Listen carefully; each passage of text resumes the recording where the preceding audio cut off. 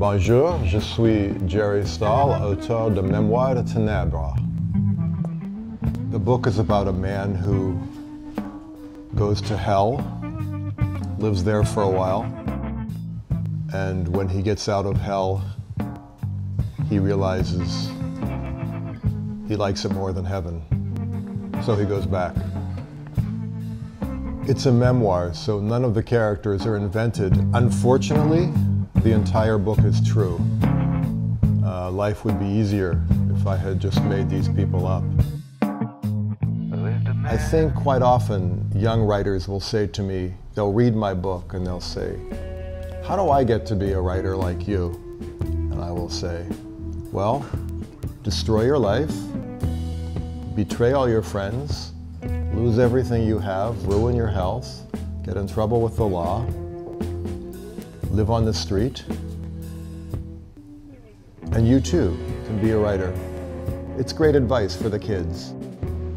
I did not have a nanny. My parents used to go out of town, so they would leave me with strange women, drunks, lonely old spinsters, ladies who talked to their cats. This lady was very special and bizarre in an inappropriate way, and she used to like to put candy on her nipples, and she would like me to bite them off. Fortunately, despite experiences like that as a young man, I grew up to be completely normal. So the way I write has changed quite a bit because I was homeless at the beginning. I had to write a lot of the book outside, which is very difficult, particularly when it's windy, because the pages blow away. Now, of course, I have a home, and I can write indoors. I have indoor plumbing. I don't have to steal my food, which may sound like not a big deal, but it can be tricky to have 3 meals a day.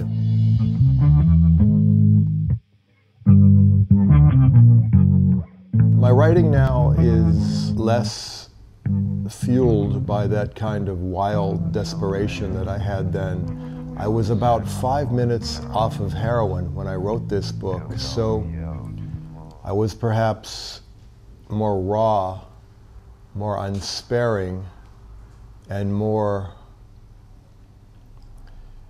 honest in a way that I perhaps wouldn't be now when I would try to look good and create a different kind of image. At that point, I was just naked unto the world. My nerves had no coating on them.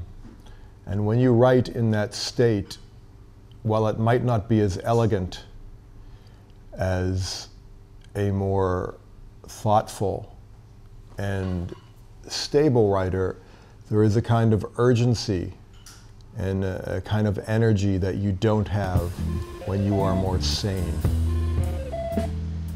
This is a very valuable book.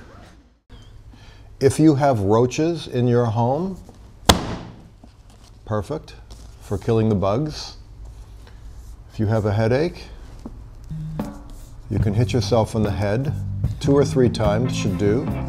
It will get rid of your pain. And there is a beautiful picture for animal lovers of a rat hanging from a traffic light, which may seem bizarre in France, but in Los Angeles, most traffic lights have rats hanging from them.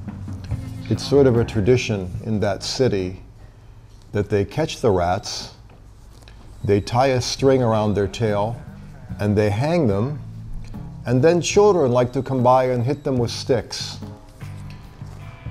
It's a wholesome, fun game for the whole family, rat smacking, and I'm very proud that it was captured.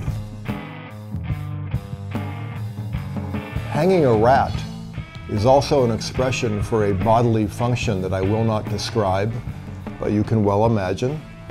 So I suppose the publisher was telling me how much he loved my book by hanging a rat on the cover. I could not be prouder of this cover than I am now.